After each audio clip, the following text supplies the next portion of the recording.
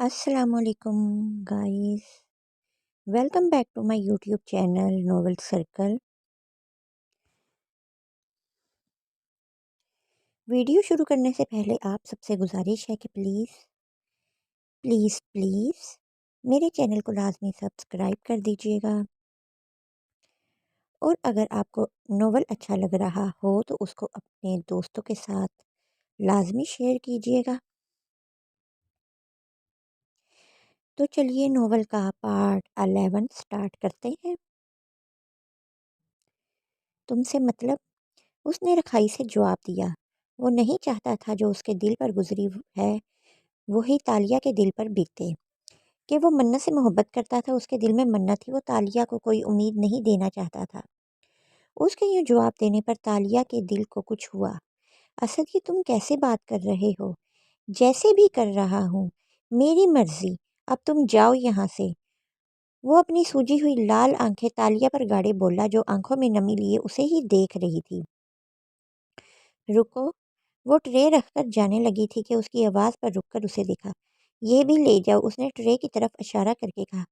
پر آپ نے کل سے کچھ نہیں کھایا، تم سے جو کہا ہے وہ کرو، اٹھاؤ اسے اور جاؤ یہاں سے۔ تالیہ آنسوؤں پر بند باندھے جلدی سے ٹرے اٹھا کر باہر نکلی۔ اسد سر جھٹک کر رہ گیا۔ منت، آخر کیوں کر لی شادی؟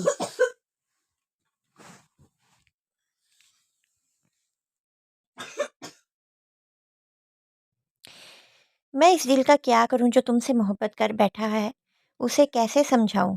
اسد بے بسی سے بول کر سر پیچھے کو گرا گیا۔ ایک آنسو اس کی آنکھ سے نکل کر تکیے میں جذب ہو گیا تھا۔ محراب اور اس کی ٹیم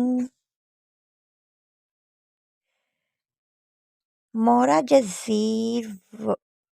جزیرہ ورڈ دبئی لودھی کی لوکیشن پر پہنچ چکی تھی۔ انہیں زیادہ انتظار نہیں کرنا پڑا تھا، وہ لودھی کو کسی لڑکے کے پاس بیٹھا دیکھ چکے تھے۔ محراب سیکنڈ میں سمجھ گیا کہ یہ وہی لڑکا شیبی ہے۔ وہ دور سے ان پر نظر رکھے ہوئے تھے۔ شیبی لودھی سے مل کر ایک بیگ گھسیٹے ہوٹل سے باہر نکلا۔ محراب نے اشارہ کیا تو ایک آفیسر شیبی کے پیچھے ہو لیا۔ لودھی فون نکال کر کسی سے بات کرتا اپنی کرسی سے اٹھا اور جلدی سے باہر کھڑی گاڑی میں بیٹھا۔ وہ لوگ بھی اس کے پیچھے اپنی گاڑی میں بیٹھے اور کافی فاصلے پر لودھی کی گاڑی کا تعاقب کر رہے تھے۔ ہمایوں اور اس کی ٹیم نکلی داڑھی مونچھ لگا کر اس ہوٹل سے دور کھڑی تھی جہاں پاشا کی پارٹی عروج پر تھی۔ انہیں اندر جانے کے لیے پاس چاہیے تھا، جو کہ پاشا کے خاص لوگوں اور ایسی پارٹی میں شریک ہونے والوں کو پہلے دے دیے جاتے تھے۔ ان پاسز کے بغیر کوئی بھی انٹر نہیں ہو سکتا تھا۔ چاروں طرف پاشا کے آدمی کھڑے تھے، ہر ایک بندے پر نظر رکھے ہوئے۔ سر، اب ہم اندر کیسے جائیں گے؟ فہد کی پریشان کن آواز نکلی۔ جیسے سب جا رہے ہیں، ہمایوں نے سکون سے کہا۔ پر سر، وہ پاس دیکھ رہے ہیں اور ساتھ تلاشی بھی لے رہے ہیں، ہم بھی اندر جائیں گے فہد، ہمایوں نے کہ سکون میں ذرا فرق نہ پڑا۔ اس نے فہد کی طرف دیکھا جو پریشان سا سامنے کھڑے گارڈ کو پاس لے کر انٹری دیتا دیکھ رہا تھا۔ فہد جی سر، وہاں دیکھو، ہمایوں نے سامنے اشارہ کیا جہاں ایک فراٹے بھرتی گاڑی نے اسی طرف آ کر زوردار بریک لگائی اور ایک لڑکا جلدی سے اتر کر ہمایوں کی طرف آیا۔ فہد اور باقی آفیسرز دم سادے ساری کارروائی دیکھ رہے تھے۔ اسے دیکھ کر ہمایوں بھی اپنی گاڑی سے باہر آیا۔ رضا، ہمایوں سر، دونوں ایک دوسرے کے گلے ملے۔ سر، یہ رہے پاسز۔ رضا نے ہمایوں کو پاس دیے۔ آفیسرز، یہ ہے رضا، میرا قابل آفیسر جو اب اپنی فیملی کے ساتھ دبئی میں شفٹ ہو گیا ہے۔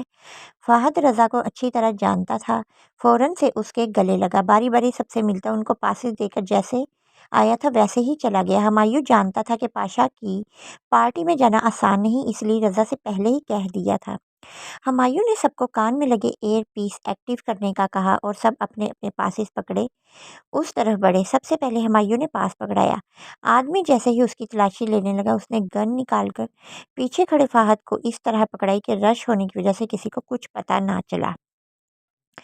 ہمایوں نے آگے جا کر فہد کو اشارہ دیا تو اس نے جھک کر گن فرش پر رکھ کر پاؤں سے دھکیلی کہ وہ گن پاس پڑے ٹیبل کے نیچے آ گئی۔ ہمایوں دوسری طرف کھڑا تھا، اس نے جھک کر گن اٹھائی اور بیلٹ میں لگا کر اوپر پہنی جیکٹ درست کی۔ پاشا کے اتنے آدمیوں کے باوجود کسی کی نظر اس پر نہ پڑی۔ باری باری سب اسی طرح تلاشی دیتے اور گن کو مخصوص طریقے سے دھکیل کر دوسری طرف سے اٹھاتے رہے۔ لاسٹ پر فہد تھا، وہ پاشا کے آدمی کا دھیان بھٹکا کر گن کو پہلے ہی اس طرف پھینک چکا تھا۔ آئے تو وہ یہاں پاشا اور شمشاد دادا کے بارے میں انفارمیشن اکٹھی کرنے، جو کہ ان کے مشن کے لیے بہت اہم تھی، پر یہاں آ کر ہمایوں کے ارادے کچھ اور لگ رہے تھے۔ ملک ولا کے بڑے سے لاؤنج میں نازش بیگم اور رفت بیگم بیٹھی باتیں کر رہی تھی۔ حورب کارٹون دیکھ رہی تھی اور منت کچن میں دونوں کے لیے چائے بنا رہی تھی۔ شہریار صاحب زمینوں پر گئے ہوئے تھے۔ ان دونوں کے آنے سے منت کا کافی دل لگ گیا تھا۔ پہلے تو اسے یہ اتنا بڑا گھر کھانے کو دوڑتا۔ ان دونوں کے اچھے اخلاق نے منت کو بہت متاثر کیا۔ اسے تین ماؤں کا پیار مل رہا تھا۔ منت کو خود کو اس دنیا کی خوش قسمت ترین لڑکی سمجھ رہی تھی۔ شہریار صاحب بھی اسے بیٹی ہی مانتے تھے۔ حورب کے بغیر تو اس کا ایک منٹ نہیں گزرتا تھا۔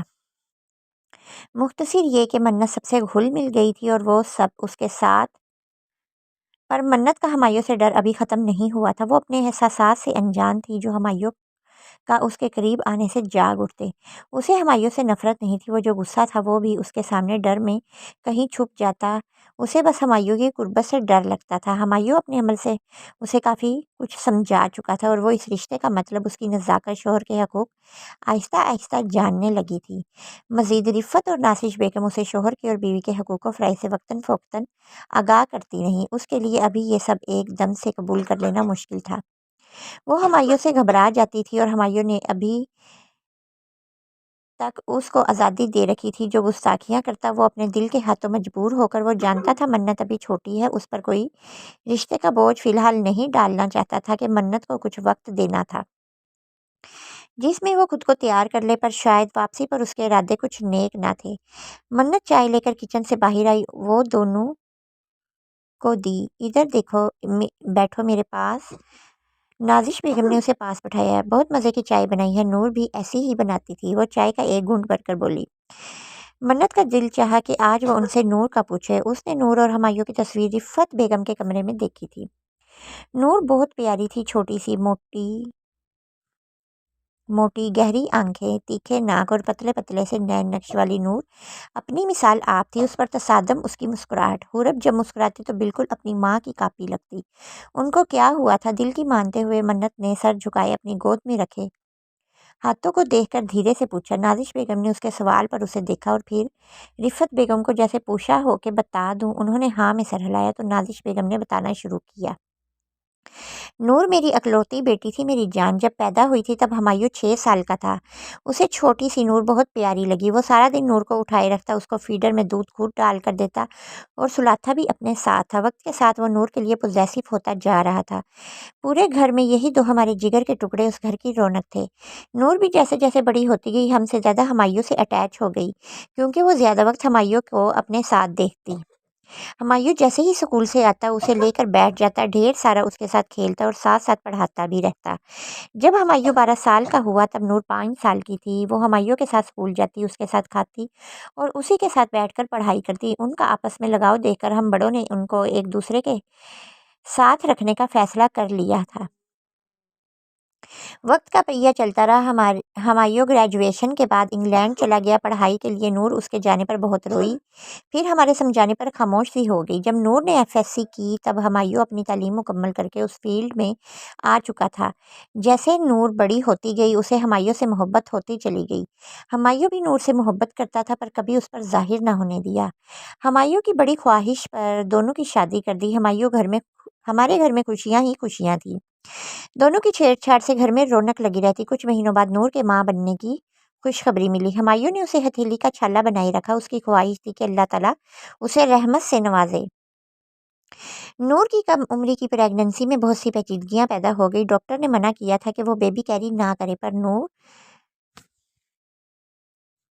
ضد پر رہی کہ ہمایوں کو بیبی کا بہت انتظار ہے، میں ایسا نہیں کروں گی، اللہ سب ٹھیک کرے گا۔ نور نے ہمایوں کو بتانے سے منع کیا تھا۔ جیسے جیسے ڈیلیوری کے دن قریب آ رہے تھے میرا دل ڈر رہا تھا اور نور خاموش سی ہو گئی تھی، کھوئی کھوئی سی رہتی۔ ہمایوں نے اس دورانیے میں نور کو بیڈ سے اترنے تک نہ دیا تھا، پر نور کو ایک انجانا خوف گھیرے ہوئے تھا۔ وہ اکیلے میں بیٹھ کر آنسو بہاتی، پھر وہ دن بھی آ گیا۔ اللہ تعالیٰ نے ہمیں پیاری سی حورب دی۔ پر نور کی حالت بہت نازک تھی۔ اس نے ایک نظر حورب کو دیکھا اور ہمایوں کو بلایا۔ ہمایوں کو ڈلیوری کے وقت ڈاکٹر نے بتایا تھا کہ کافی پیچیدہ کیس ہے، اور یہ بھی بتایا کہ انہوں نے پہلے دن سے ہی نور کو اپنی بیبی کیری کرنے سے منع کیا اور ماں اور بچے میں سے کسی کو ایک بچانے کا کہا تھا۔ ہمایوں پر تو جیسے سکتہ طاری ہو گیا۔ اس کے لیے یہ فیصلہ بہت مشکل تھا کہ ایک طرف بیوی تھی تو دوسری طرف اولاد۔ اس نے دونوں کا نام لیا کہ کچھ بھی کر کے اسے دونوں زندہ صحیح سلامت چاہیے۔ وہ نور پر ناراض تھا جس نے اتنا بڑا مسئلہ اسے بتایا تک نہ تھا۔ اگر ہمایوں کو پتا ہوتا تو وہ کبھی نور کو خطرے میں نہ ڈالتا، پر اب وقت گزر چکا تھا۔ ڈاکٹر نے کوشش کر کے دونوں کو بچا لیا تھا، تب ہماری خوشی کا کوئی ٹھکانہ نہ تھا۔ پر تھوڑی دیر بعد نور کا بی پی گرنے لگا تھا، اس کی حالت بگڑنے لگی۔ ہمایوں نور کے پاس تھا اور اس کی حالت دیکھ کر تڑپ رہا تھا۔ اس نے ایک نظر بھی حورب کو نہیں دیکھا تھا، اسے بس نور ٹھیک چاہیے تھی۔ نور نے ہم سب کو بلایا اور سب نے مل کر ہمایوں سے معافی مانگی اور اکھڑتی سانسوں میں ہمایوں سے وعدہ لیا کہ وہ اس کے جانے کے بعد اپنی زندگی خراب نہ کرے۔ وہ کسی اچھی سی لڑکی سے شادی کرے جو حورب کو بالکل سگی ماں جیسا پیار دے۔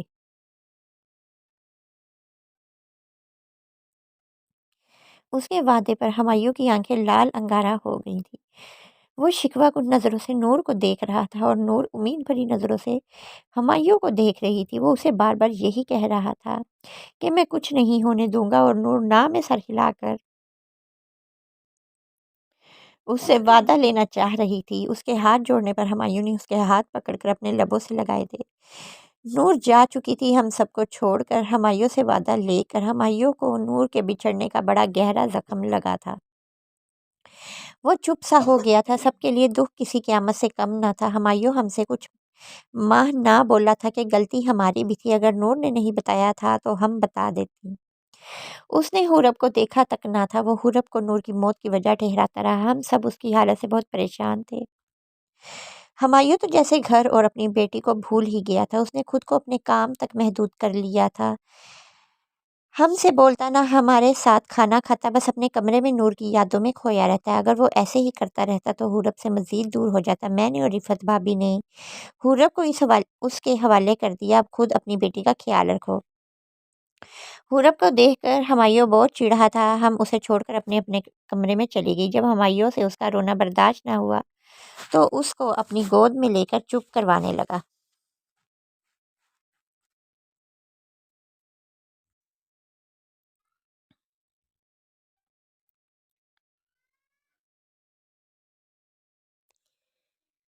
حورب کو گود میں اٹھا کر اسے نور کی یاد اور اس سے کیا وعدہ یاد آیا۔ حورب باپ کی گود میں آتے ہی خاموش ہو گئی تھی۔ ہمایوں کب تک اس سے منہ موڑتا؟ اس ننھی بچی کا اس میں کیا قصور تھا؟ اس کے بعد سے ہمایوں کے لیے اس کی دنیا صرف حورب تھی، اور حورب کو بہت پیار دیتا، بالکل ماں کی طرح خیال رکھتا، اور ہم سے بھی آہستہ آہستہ تھوڑی تھوڑی بات کرنے لگ گیا تھا۔ پھر کچھ عرصہ ہمایوں نے ہم سب کو انگلینڈ رہنے کا کہا تھا کہ اس کے کافی دشمن بن گئے ہیں۔ میں نے اور شہریار صاحب نے جانے سے منع کر دیا۔ حورب اور رفت بیگم کو انگلینڈ بھیج دیا تھا۔ ہمایوں کا رویہ ہم سب کے ساتھ ٹھیک ہو گیا تھا۔ وہ اس کو اللہ کا ایسے ہی لکھا مان چکا تھا، پر خود بہت اکیلا رہ گیا تھا۔ ہمارے لاکھ کہنے کے باوجود اس نے شادی نہ کی۔ بس ایک ہی رٹ ہوتی، جب کوئی نور جیسی ملے گی تو ایک پل نہیں لگاؤں گا اسے اپنا بنانے میں، اور پھر نور جیسی آ گئی اس کی لائف میں۔ ہمایوں نے پل میں اپنا بنا لیا۔ نازش اس کے ہاتھ پر اپنا ہاتھ رکھتے بولی۔ منت حیرانگی سے نور کے بارے میں سن رہی تھی۔ اسے نور بہت پیاری لگی، جو سچے دل کی مالک تھی۔ چائے ختم ہو چکی تھی اور رفت بیگم اور نازش بیگم کی آنکھیں نم تھی۔ منت بیٹا، ہمایوں کو سنبھال لو، آپ کو دیکھ کر اس میں جینے کی خواہش پیدا ہوئی ہے۔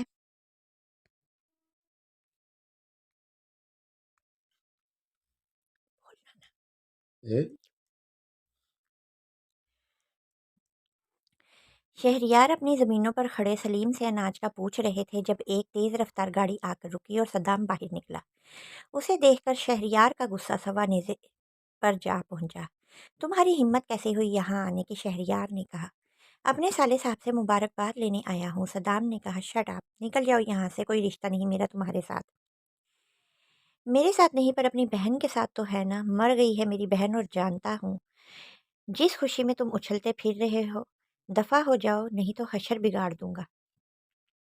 देख लूंगा तुम्हें साले साहब, सद्दाम गुस्से से कहता ऐनक लगाकर गाड़ी में बैठता निकल गया। शहरयार साहब बस घूरता रह गया। वो उसके इलेक्शन जीतने की खबर जान गया था। हवेली में सब असद की वजह से परेशान थे कि कहाँ खोया रहता है। सनम और मेहराब की शादी की तैयारियां अभी भी शुरू हो चुकी थी। मेहराब के आने के बाद फंक्शन शुरू हो जाने थे। सोनम ने जानबूझकर ज़ुबैर को मंगेतर कहा था कि वो इसका रद्द-ए-अमल जान सके। उसे नहीं पता था कि इस बात पर मेहराब भड़क उठेगा और यूं शादी का आर्डर जारी कर देगा। इस वक्त सिवाय तालिया के सब असद के कमरे में मौजूद थे और इससे पूछ रहे थे कि अचानक क्या हुआ, पर वो सबको एक ही जवाब दे रहा था। बिलावल को अब लाजमी कुछ लग रहा था। असद ऐसा तो नहीं था जैसा अब खामोश तबीयत बन गया था। वो हॉस्पिटल में भी उसकी आंखों में उदासी देख चुका था, पर अब उसकी वजह जाननी थी। वो सबके जाने का इंतज़ार कर रहा था कि सब जाएं तो वो असद की अच्छी खासी मरम्मत करके पूछे कि अब बता क्या हुआ। वो लोग जैसे ही अंदर गए, सामने एक बड़ा सा हाल था जहाँ काफ़ी लोग हाथ में गिलास पकड़े बंद डिब्बों को देख रहे थे। वहाँ 5-6 डिब्बे थे जो आइस बॉक्स में फिक्स थे। हल्का हल्का धुआं उन डब्बों से निकल रहा था जो इन डिब्बों के ठंडे होने की गवाही दे रहा था। सर, लगता है यहाँ कोई एग्जीबिशन चल रही है, अरसलान ने सरगोशी की। लगता नहीं, यहाँ वाकई एग्जीबिशन है और इसी की डील होनी है, हमायूं ने धीमी आवाज में कहा। सर, इनमें क्या हो सकता है? फैज ने पूछा। आर्गन्स, दिल है इन बॉक्स में। सबकी आंखें फैल गई। हमायूं ने उनको इशारा किया और खुद बार की तरफ चला गया। वो लोग इस बड़े से हाल के चारों कॉर्नर पर जाकर खड़े हो गए और हाथों में मशरूब के गिलास थे। हमायूं सामने बार में बैठकर हर एक को गहराई वाली नज़रों से जांच रहा था। अचानक उसकी नज़र पाशा पर पड़ी जो मुस्कुराता हुआ सीढ़ियां उतर रहा था। उसे देखकर हमायूं की आंखों में जैसे खून उतर आया। उसका दिल किया इधर से ही गोली उसके सर के आर पार कर दे। अलर्ट रहो सबके सब, हमायूं हल्का सा बड़बड़ाया।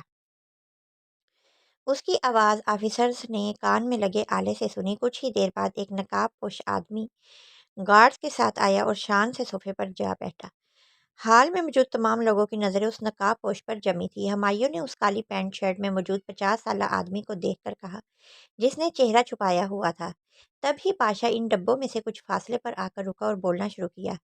Hello gentleman, this is dealing party. You guys examine this box. Any person have interest? Then let's start. Before I have another surprise for you, Pasha ने इशारा किया जहां 6 लड़कियों को इंतहाई घटिया लिबास पहनाकर उस पार्टी में लोगों के सामने पेश किया और उनकी बोली लगाने वाला था। ये लड़कियां शक्लो सूरत से पाकिस्तानी लगती थी। हमायूं की रगों में खून गर्दिश बढ़ी और चेहरा सुर्ख हो गया। वो लड़कियां अपने कपड़ों को खींच कर खुद को छुपाना चाह रही थी। उनकी हालत पर हाल में मौजूद लोग कहके लगा रहे थे। हमायूं का दिल किया एक एक आदमी का सीना अपने हाथों से चाक कर दे। पाशा उनकी बोली लगाने लगा। एक लड़की को खींचकर हाल के वस्त में खड़ा किया। मेहराब अपनी टीम के साथ लोधी का पीछा कर रहा था। कुछ देर बाद लोधी की गाड़ी को ब्रेक लगी।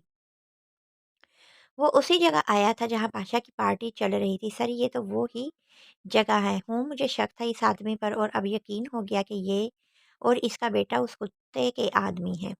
मेहराब उसको देखकर फुनकारा था। वो पास देखा कर अंदर चला गया। मेहराब ने आला एक्टिव किया और आदमी इसी पार्टी में आया है। हम बाहर ही हैं। मेहराब की आवाज़ अंदर सबके कानों में गूंजी। आगे से ओके का सिग्नल मिलने पर वो अपनी गाड़ी में ही इंतज़ार करने लगे। इशफाक लोधी जैसे ही आगे आया, हमायूं उसे देखकर सेकंड में पहचान गया कि एक मीटिंग में वो इससे मिल चुका था। उससे पहले कि पाशा इस लड़की की कीमत बताता, हमायूं ने गन निकाल कर पाशा के हाथ पर फायर किया, फिर उसके कंधे पर फायर किया। हमायूं की टीम ने भी गन्स निकाल कर उनके आदमियों पर फायर करना शुरू कर दिए। पूरे हाल में अफरा तफरी मच गई। हर कोई इधर उधर दौड़ने लगा। पाशा के आदमी भी हवाई फायर करने लगे जिससे कीमती फनूस गिरकर चिकना चूर होते रहे। कि हमायूं की टीम पिलर की ओट में छुपकर फायर कर रहे थे, इसलिए उनको कहीं नजर न आए तो वो हवाई फायरिंग करने लगे। अंदर आती गोलियों की आवाज़ पर बाहर खड़े उनके आदमी अंदर भागे। मेहराब भी गोलियों की आवाज़ सुन चुका था। वो भी गन निकाले इसी तरफ बढ़े। वो लड़कियां चिल्लाती वहीं बैठ गई। लोधी घबराकर वहां से निकला और जल्दी से गाड़ी में बैठकर एयरपोर्ट की जानब गाड़ी दौड़ा दी। शमशाद दादा भी बदहवास होकर भागने लगा कि रश में ही फंस गया। पाशा खून आलूद हाथ और बाजू लिए दादा की तरफ आया। वो दोनों लोगों के रश को चीरते हुए सीढ़ियां चढ़कर उस बिल्डिंग की छत पर जाना चाह रहे थे जहां उनका जेट तैयार था। हुमायूं की नज़र जैसे ही उन पर पड़ी, वो भागता उसकी जानब आया। उसने गन से फायर किया कि शमशाद दादा झुके और फायर करने वाले को देखा। हुमायूं ने टूटे फैनों से एक कांच का टुकड़ा उठाकर उसकी तरफ फेंका, जो उसकी आंख से थोड़ा ऊपर जाकर लगा और कांच उसमें पेवस्त हो गया। वो फायर करना चाह रहा था कि शमशाद दादा और पाशा ने लड़कियों को आगे किया। दर्द की शिद्दत से वो चिल्ला रहा था। इतने में इस आदमी के पहुंचे और दोनों को लड़कियों की आड़ बनाकर वहां से निकालने में कामयाब हो गए। मेहराब और उसकी टीम ने भी पाशा के आदमियों को भून डाला था। उन सब ने लड़कियों को बचा लिया था। पाशा के आदमी उनको पाकिस्तान से लाए थे। वो लड़कियों को एक खुफिया जगह भेज चुके थे जहां से उनको पाकिस्तान भेज देना था। ओए बता, आज मुझे आखिर तुझे हुआ क्या है? बिलावल सबके जाते ही उसके बेड पर लेटकर उसी पर रोब झाड़ रहा था। असद, मुझे नहीं बताना, भाई को तू बताना पड़ेगा या वो खुद अपने सर्विसेज से पता लगवा ले। असद चुप रहा। बोल यार, क्यों ऐसे चुप सा हो गया? आखिर क्या हुआ है, कुछ बताएगा सही। बिलावल बकायदा झुंझलाया हुआ सा बोला। असद ने बिलावल को बताना शुरू किया। पहली बार हवेली में मन्नत को देखा, इसे मोहब्बत हो जाना, फिर फार्म हाउस देखना, उसकी जान बचाना, वहां से भागना, उसके ख्याल, मन्नत की शादी, उसका प्यार अधूरा रह जाना। असद ने सब कुछ बता दिया। बिलावल पूरी आंखें खोले असद को देख और सुन रहा था, जो अब सामने दीवार की तरफ देख रहा था। ये मन्नत कौन है? मुंशी एजाज की बेटी। क्या सोच, अगर घर वालों को पता चला तो किसी ने कुछ नहीं कहना सिवाय दादी दादा के। उन्होंने इन गरीबों पर जिंदगी तंग कर देनी थी और हरगिज इसको अपनी हवेली में बहुत तस्लीम ना करती।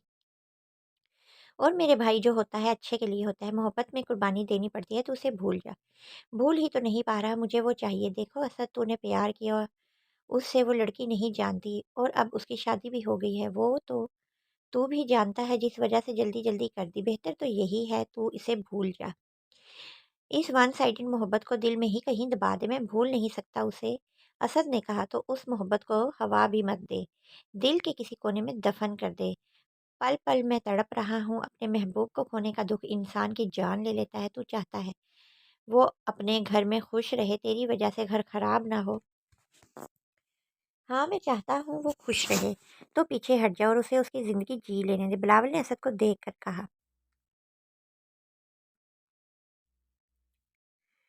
बहुत मुश्किल है, कोशिश करो, दिल फट रहा है। दिल से अल्लाह से सुकून मांगो, उसी ने तुम्हारे दिल में मोहब्बत डाली थी। बिलावल ने असद को समझाया और उसका कांधा टपक कर कमरे से चला गया कि अभी असद को अकेले रहने की ज़रूरत थी। 2 दिनों बाद वो सब वापस आए थे। हुमायूं ने इन लड़कियों को उनकी फैमिली के हवाले कर दिया और वो बॉक्स पाकिस्तान ले आए थे, उनको चीफ के हवाले कर दिए थे। चीफ ने वजीर आजम से मीटिंग करके उनको इंग्लैंड भिजवा दिया था। मेहराब जानता था लोधी वहां से भाग आया है, पर अभी कोई एक्शन नहीं लेना था कि इसके साथ शामिल अफराद का भी पता लगाना था। वो हुमायूं और चीफ से मिलकर अपने फ्लैट चला गया। हुमायूं विला आते ही सबसे पहले हुरब से मिला था। उसे 2 दिनों में हुरब और मन्नत की बहुत याद आई थी। वो सबसे बारी बारी मिला। मन्नत को ना पाकर उसके पूछने लगा था कि वो उसे लाउंज में आती दिखाई दी। हुमायूं रेस्ट करने का कहकर उसके पास रुका। वो जो सर नीचे किए उसकी मौजूदगी से बेखबर आ रही थी, यकदम रुकी और सामने देखा जहां वो ब्लू जीन्स पर वाइट शर्ट पहने, उसके कफ फोल्ड किए, बाल माथे पर बिखेरे, थका थका सा बहुत प्यारा लग रहा था। उसे देखकर मन्नत का सांस रुका और बड़ा सा घूंट पड़ा।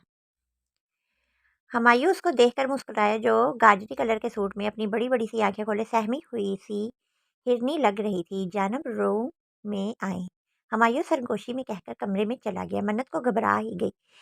वो बकायदा कांप रही थी और दिल बस धक धक कर रहा था। वो ऊपर जाने का इरादा कैंसिल करके धड़कते दिल के साथ हुरब के पास आ गई। मन्नत के न जाने पर हुमायूं खुद उसके पास आया। मन्नत, रूम में आओ। वो काफ़ी देर तक कमरे में उसका इंतज़ार करता रहा। आखिरकार जब सब्र का पैमाना लबरेज हुआ तो उसके सर पर आन पहुंचा। वो हुरब के साथ कार्टून देख रही थी कि हुमायूं के यूं धौंस भरे लहजे से कहने पर उछल पड़ी।